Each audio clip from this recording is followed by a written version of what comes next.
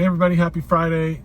I got the camera angled a little bit down today so y'all can see my sweatshirt. This is the new vintage logo. Really loving it. Think it's pretty cool looking. If you want to pick it up, if you go to hatch-coaching.com and click on the merch link, it'll take you to the site.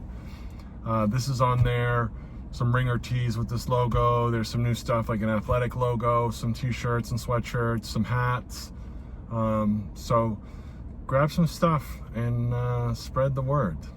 Authenticity is everything. I want to talk about service as healing today. It's been on my mind. I've had some really cool opportunities lately to be of service, and I was thinking about the power of that and how healing it is. And I was also thinking about something I see often.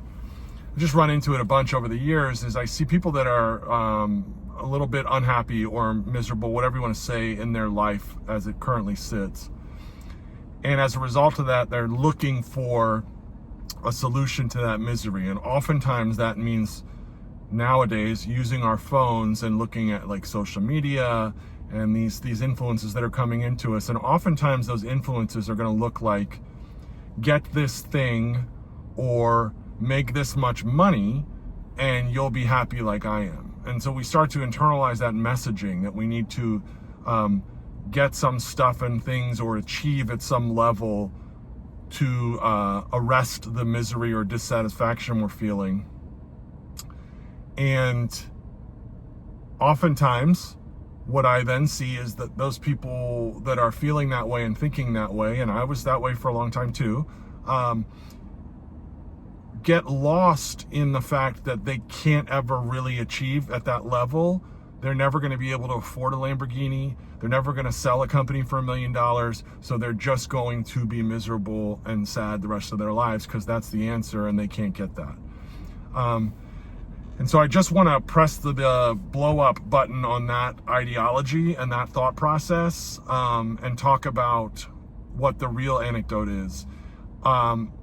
A lot of times what I see is that misery and that sadness or that lack of satisfaction out of life is based around thinking of self-centered thinking. And I don't blame anyone for that. We all have to look out for ourselves.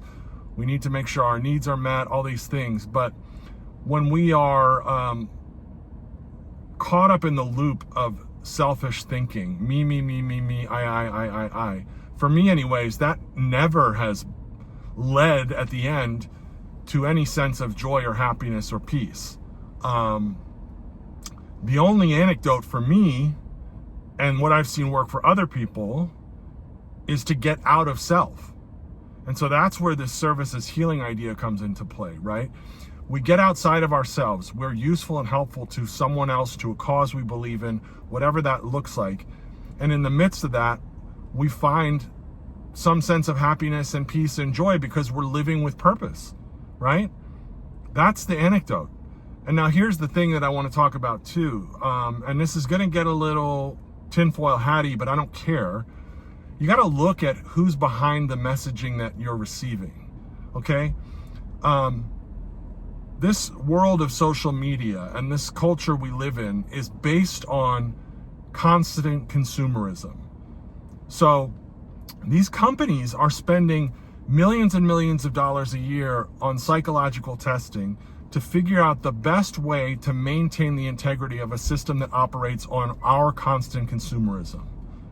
And a lot of times what that comes down to is you're presented with the idea that you must buy this thing or get this thing to feel a part of or to feel good. And there's a lot of money spent on that messaging. And a lot of times it's really subtle, but that's what's coming through.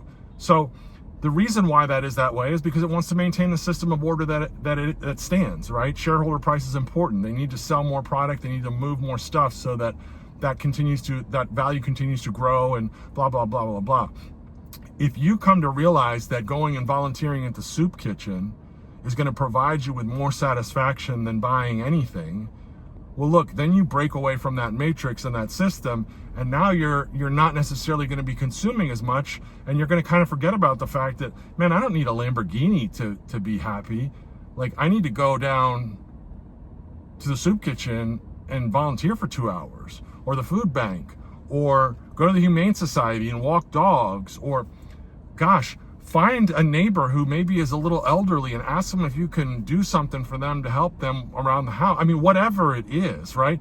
Now, again, I have an advantage in the sense that I'm part of this 12-step fellowship that really espouses the final step is to be useful and helpful, to carry this message, to go onward and practice these principles, right? I mean, it's ingrained in the ideology of the way I live my life.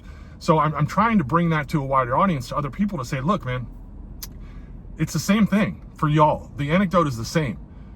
If you are miserable and you are caught in self, go be useful and helpful to someone. Service is healing. You will feel better at the end of it, and that will start building that muscle of recognition around the fact that, oh, the solution is not what I'm being told on Instagram.